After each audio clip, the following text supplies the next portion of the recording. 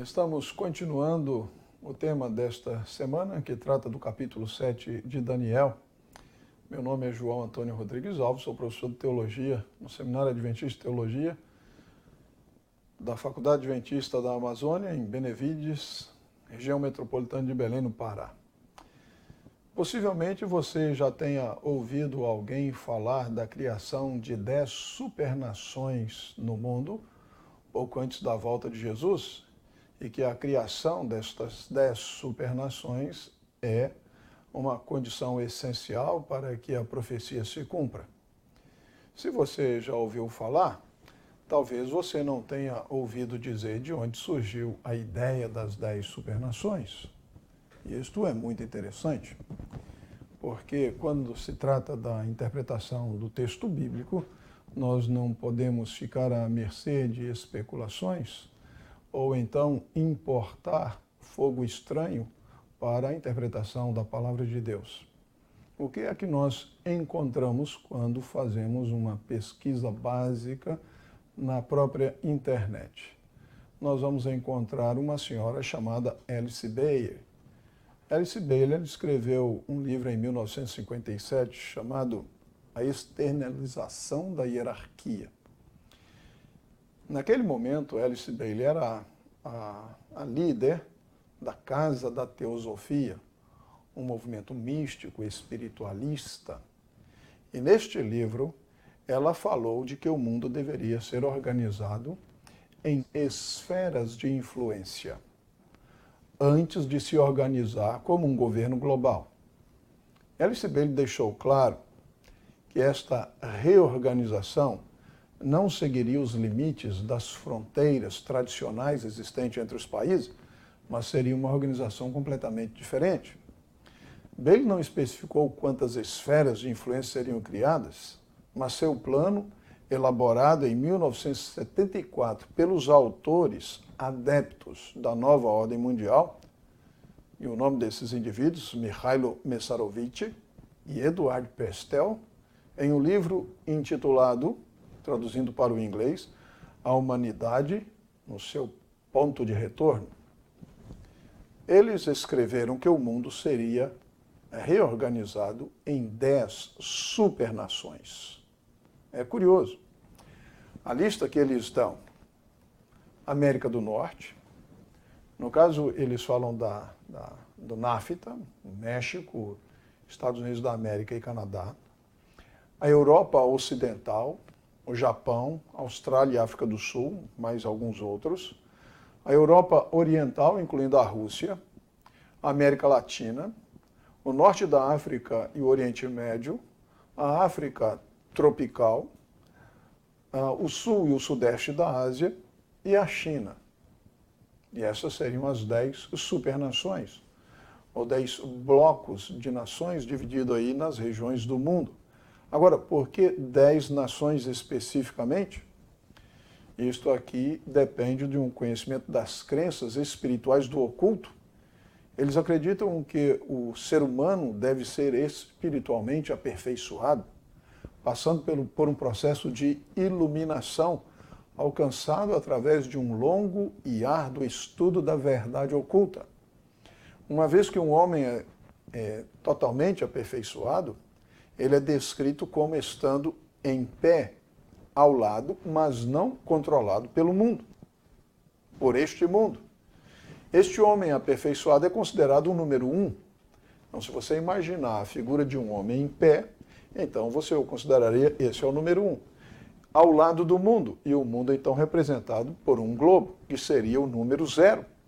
Assim você tem o número 10, formado por essa imagem do homem aperfeiçoado, só que ao lado, mas à parte do seu mundo. O número 10 é um número simbólico muito importante para o ocultista. Portanto, quando os líderes ocultistas da nova ordem mundial elaboraram o seu plano para reorganizar o mundo em esferas de influência, eles agiram de acordo com suas crenças ocultistas em decidir criar 10 supernações.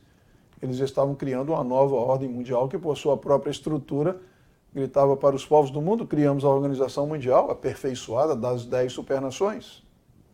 O simbolismo é bastante poderoso. Eles são os homens perfeitos, separados, mas eles controlam o mundo. 10 deveria ser o número, porque a doutrina oculta exigia. Então, essas ideias apresentadas neste livro de 1974, A Humanidade em seu ponto de retorno, cheira muito à teoria da conspiração. E o ser humano gosta de uma teoria da conspiração. Teoria da conspiração vem de livro, teoria da conspiração rende muitos filmes e tem bilheteria e se ganha muito dinheiro com isso. Basta lembrar de um livro que fez muito sucesso no passado recente, em que criaram uma teoria da conspiração acerca de um suposto envolvimento de Jesus com Maria Madalena. E este livro foi lido por muitas pessoas, traduzido para muitas línguas. A teoria da conspiração vende. O ser humano, ele tem uma atração, tem uma curiosidade por aquilo que parece uma conspiração. Estão querendo ocultar alguma coisa de você. E então se fala em uma criação secretamente destas 10 supernações, sem que os políticos, sem que a mídia esclareça verdadeiramente aquilo que se pretende, o ser humano então fica... Ele não resiste ao apelo desta ideia da conspiração. E ele pode ser capturado por isso, e então ele passa a acreditar nisso, e então ele passa a trabalhar contra isso, se ele não acredita nisso, se ele tem uma perspectiva diferente para a vida, para o mundo e assim por diante. Então, essas ideias, vejam, o surgimento delas, de onde vem, da teosofia, que é um movimento místico, espiritualista, que não tem nada que ver com a palavra revelada de Deus e especialmente não tem nada que ver com a interpretação profética, o modelo de interpretação profética adotado pela Igreja Adventista do Sétimo Dia. Portanto, se você que está me ouvindo já ouviu falar disso, então você já está sabendo de onde veio essa ideia. Mas agora eu quero avançar um pouco mais e eu quero apresentar para vocês um artigo que foi publicado por John F. Walvoord em 1967. E o título que ele deu para esta publicação, que saiu na revista religiosa chamada Biblioteca Sacra, o título é, traduzindo para o português, A Profecia da Confederação das 10 Nações. John F. Walvoord, quem foi? Um autor extremamente influente, que moldou o pensamento pré-milenista, dispensacionalista, pré-tribulacionista. Veja, eu falei uma série de palavras aqui que você pode estar pensando assim, mas o que significa tudo isso? Pré-milenista, que aponta para a volta de Cristo antes do milênio. Então a volta de Jesus é que inauguraria o milênio. Dispensacionalista. Dispensacionalismo é um sistema de interpretação profética que não pertence a uma igreja, uma denominação específica. Na verdade, é um sistema que é difuso e as denominações mais conservadoras, em geral, utilizam esse sistema dispensacionalista na sua interpretação das profecias. E pré-tribulacionista tem que ver com a grande tribulação. E quando se diz pré-tribulacionista, significa que a igreja será raptada, que a igreja será, utilizando um termo muito popularizado no cinema, será abduzida antes que a tribulação se abata sobre este mundo. Então, neste caso, a igreja não passa pela tribulação, mas não é esta a única, não é este o único entendimento acerca da tribulação relacionado com a igreja. Então, este é um aspecto, mas existe aqueles que são mid-tribulacionistas, ou seja, a igreja iria experimentar a tribulação pela metade de um período. Mas que período é esse? Seria a 70ª semana da profecia de Daniel 9, 24. Então, se há uma semana, então cada semana um ano, e então seriam 3 anos e meio de tribulação. Então, no meio desta tribulação, a igreja seria raptada e então já não mais sofreria as consequências dessa tribulação. Mas ainda existe uma outra teoria tribulacionista que se chama pós-tribulacionismo, ou seja, a igreja vai experimentar o período total de 7 anos de tribulação e somente no seu final é que ela será raptada e então Jesus volta e coloca um fim a esta situação toda. Então, estas ideias da grande tribulação, da igreja sendo raptada antes da tribulação, no meio da tribulação, no final da tribulação, não é uma interpretação da Igreja Adventista do Sétimo Dia, não é um método de interpretação utilizado pela Igreja Adventista do Sétimo Dia, porque isto exigiria separar a última semana das 70 semanas de Daniel e transportá-la para um futuro em relação aos nossos próprios dias.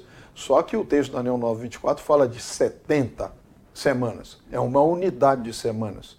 Aquela separação que existe 7 semanas, 62, e então a última semana, se é para estabelecer qualquer brecha entre elas, então nós estaríamos também liberados para introduzir uma brecha após as primeiras 7 semanas. Mas esses indivíduos dispensacionalistas não introduzem nenhuma brecha depois das primeiras 7 semanas, mas querem introduzir depois de quê? Das 69 semanas, e então transportam para o futuro. Nós não concordamos com isso, nós temos uma posição diferente. Então, teologicamente, nós discordamos. Até entendemos que as pessoas entendam de uma forma diferente, mas como igreja, não é esta a nossa forma de interpretar a palavra de Deus. Mas, então nós voltamos aqui. Então nós temos a teosofia falando de 10 supernações. E agora eu tenho aqui John Walvoord, que é uma figura líder no movimento dispensacionalista, moldou o pensamento dispensacionalista. Como disse alguém, todos os demais são apenas acessórios a John Walvoord. E John Walvoord utiliza para sustentar a sua posição 4 passagens das Escrituras Sagradas.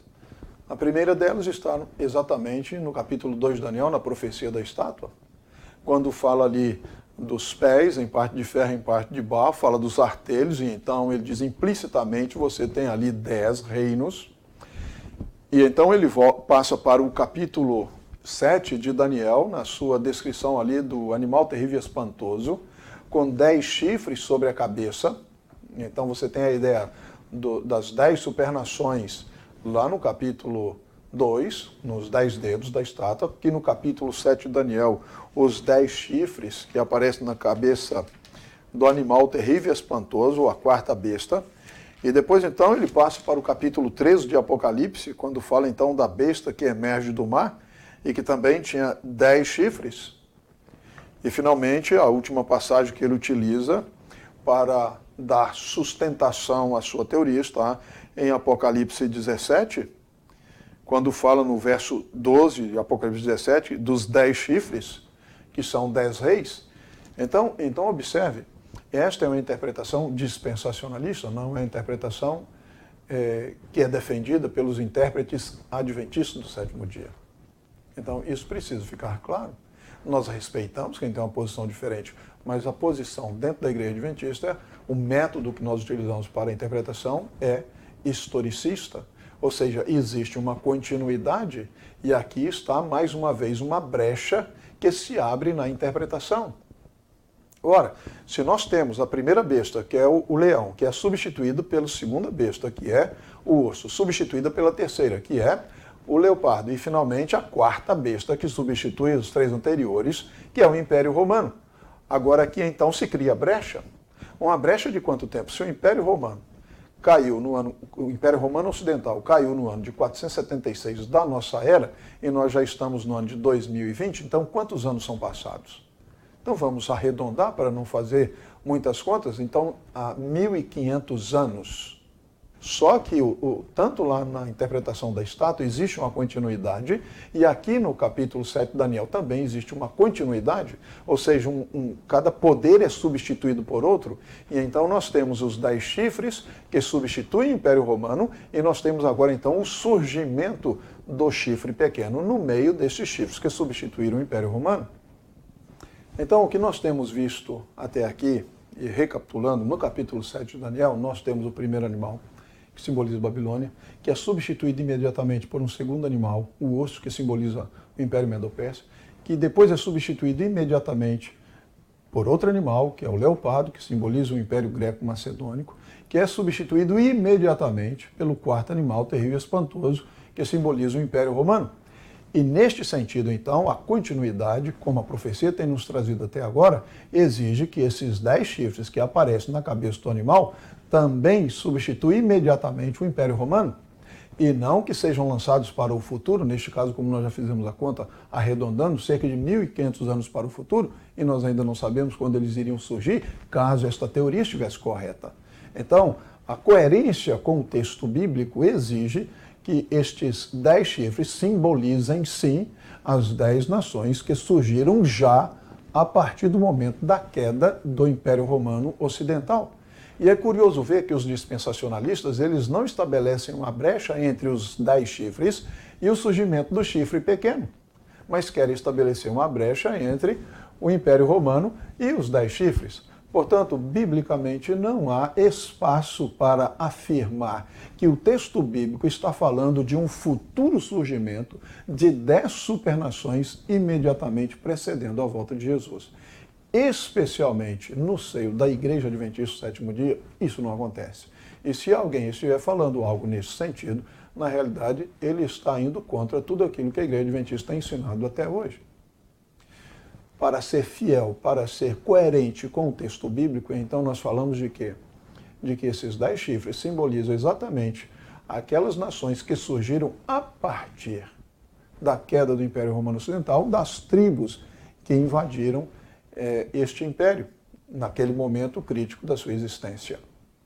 Continuando aqui a nossa argumentação e a nossa leitura do texto bíblico, nós temos o surgimento desse chifre pequeno. Agora, quem é chifre pequeno? Quando nós falamos sobre o chifre pequeno lá atrás, nós mencionamos que ele está em continuidade também com o Império Romano, inclusive assumindo um título que pertencia aos Césares, de sumo pontífice, e outros títulos mais que pertenciam aos Césares romanos, que eram títulos pagãos, e introduziu isso na igreja. Então nós afirmamos naquele momento ali que o chifre, devido a este símbolo, é um poder político, mas pelo fato de no capítulo 7 dizer que este chifre fala palavras contra o Altíssimo, ele persegue os santos do Altíssimo, ele tenta mexer com a lei de Deus, então este chifre também é um poder religioso, então é um poder político religioso. E só há uma estrutura dentro do cristianismo que se enquadra como um poder político religioso. E todos sabem a quem se refere a profecia. Agora, se nós seguimos a ideia de Walvoord, um futurista dispensacionalista, então o que é que nós temos? Este anticristo é futuro. Entretanto, isso contrariaria a interpretação que nós mantemos como igreja adventista. Então, há uma contradição em dizer que o Daniel 7 está falando de 10 futuras supernações e a ideia do chifre pequeno que surge e derruba 3.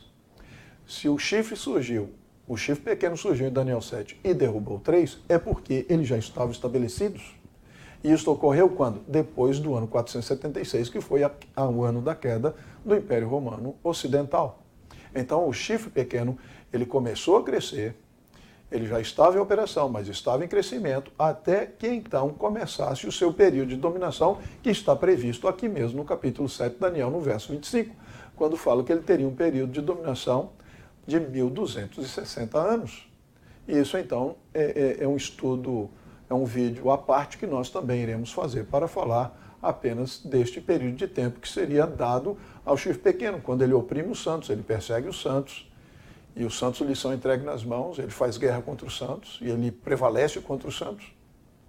Como nós vimos no primeiro episódio desta série, a Igreja Adventista utiliza o método historicista de interpretação profética, e nós aplicamos esse método aqui para interpretar o capítulo 7 de Daniel.